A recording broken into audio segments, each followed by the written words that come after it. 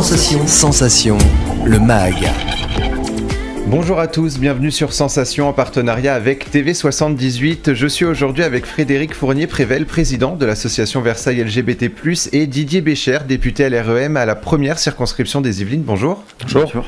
Alors Frédéric, vous êtes cofondateur du collectif Versailles LGBT. En juin dernier, vous êtes devenu une association.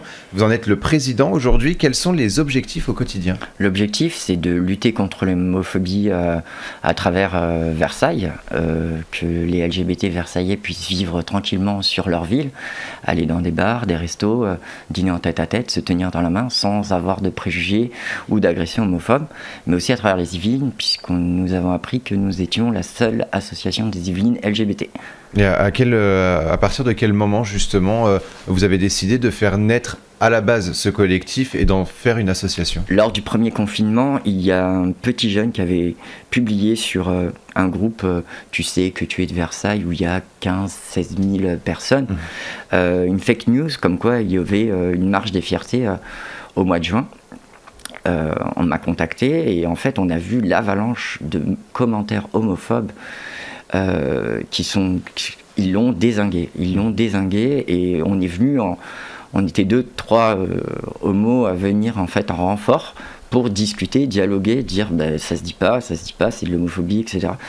Et on en prenait plein la tronche, donc on a eu l'idée de créer en fait un groupe Facebook fermé, où en fait on pouvait être libre après de se retrouver, de faire, d'aller boire des verres, de pique-niquer, et au fur et à mesure en fait ce groupe a grandi et après il fallait faire quelque chose et on a fait notre première action en juin dernier. Alors justement, vous étiez au marché Notre-Dame pour sensibiliser les Versaillais et Yvelinois aux droits LGBTQI+.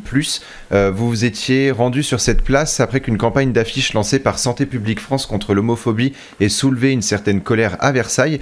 Une conseillère municipale a d'ailleurs écrit au maire pour faire retirer ces affiches. Elles sont soupçonnées, je cite, d'exposer aux yeux de tous des situations sexuelles et familiales qui n'ont pas à être promues ou encouragées.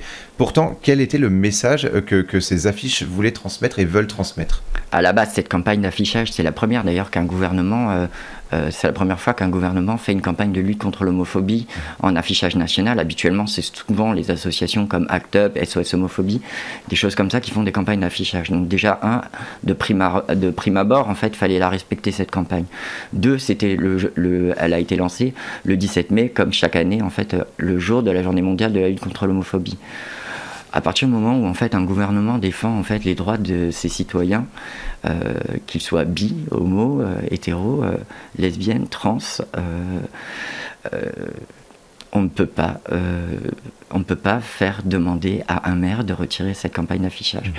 Notamment en plus dans une ville qui est très conservatrice et certains jeunes en ont besoin de voir ce genre de choses et de se dire « Ah, je suis pas seul ». Il y a quelque chose. Didier Bécher, vous étiez également présent pour soutenir la cause. Est-ce que ces affiches ont été retirées ? Est-ce qu'on peut réellement faire retirer ce genre d'affiches ?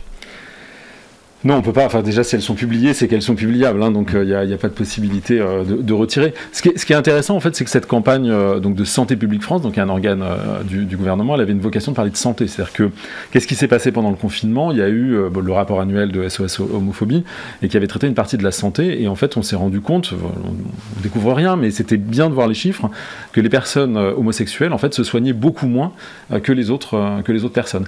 Il y a une difficulté quand on est homosexuel, parfois, d'aller voir ne serait-ce qu'un médecin généraliste, d'aller à l'hôpital naturellement.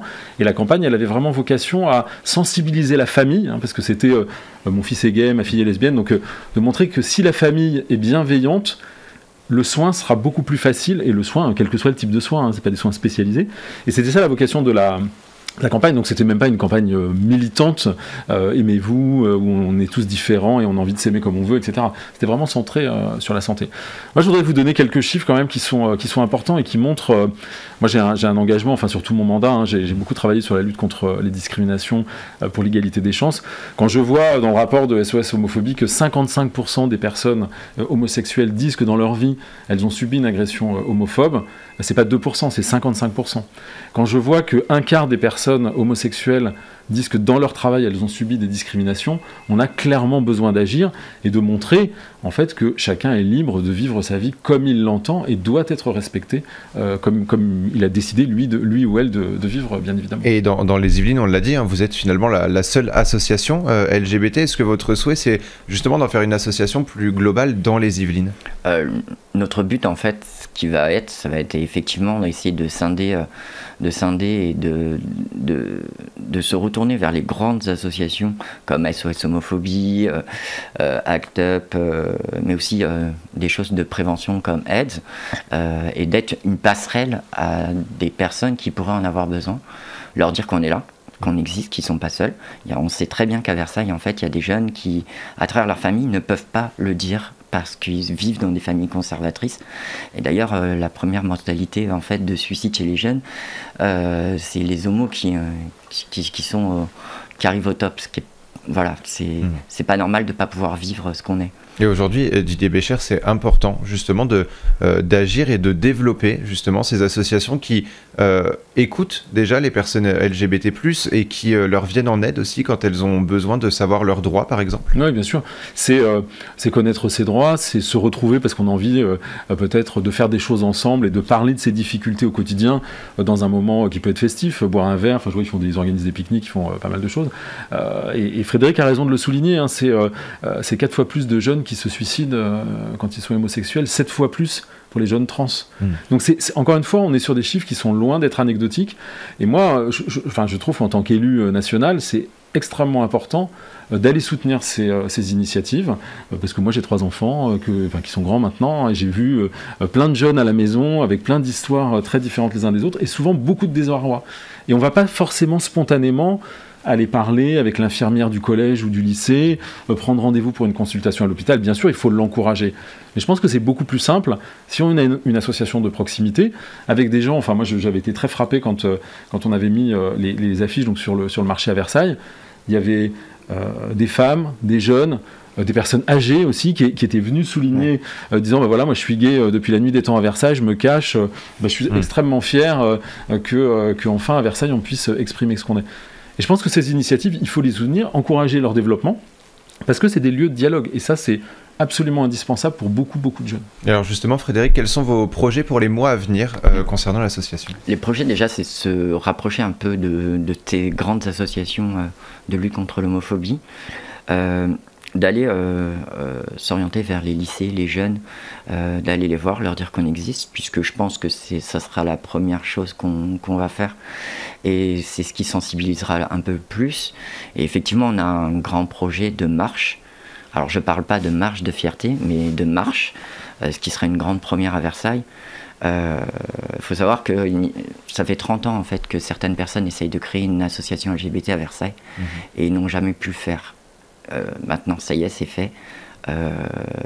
Et on est là. Et on ne bougera pas. Et vous pouvez justement compter sur le soutien de certaines collectivités, notamment même la mairie de Versailles ? Alors la mairie, pour le moment, en fait, Jean-François de Mézières, le maire, n'a aucune position vis-à-vis en fait, de la lutte contre l'homophobie. D'ailleurs, monsieur de Mézières, je vous invite à me contacter, qu'on puisse dialoguer ensemble et voir quelles actions pourrait-on mener ensemble à Versailles afin de lutter contre l'homophobie et que vos jeunes versaillais soient un peu tranquilles. Moi, je sors à Versailles, je vois des choses et voilà, c'est tout. Je lance cet appel et faisons des projets ensemble, travaillons ensemble afin de rendre les LGBT versaillais tranquilles, puissent vivre tranquillement à Versailles. Parce que de toute façon, les LGBT restent des personnes comme les autres, avec des droits. Didier Bécher, justement, la loi punit les actes homophobes. Est-ce que globalement, les droits LGBT sont respectés dans les Yvelines ? Alors, dans les Yvelines, c'est difficile à dire en particulier. Enfin, honnêtement, j'ai pas été regarder les chiffres, mais il y a, encore une fois, dans ce rapport annuel de SOS Homophobie, on voit bien que les choses évoluent très lentement et qu'on continue à avoir des agressions homophobes qui sont très très présentes sur le territoire, dans les Yvelines comme l'ensemble du territoire français. Il y a bien sûr le plan de lutte contre l'homophobie 2020-2023, hein, donc il y a 42 points, ce sera un peu long de rentrer dans le détail.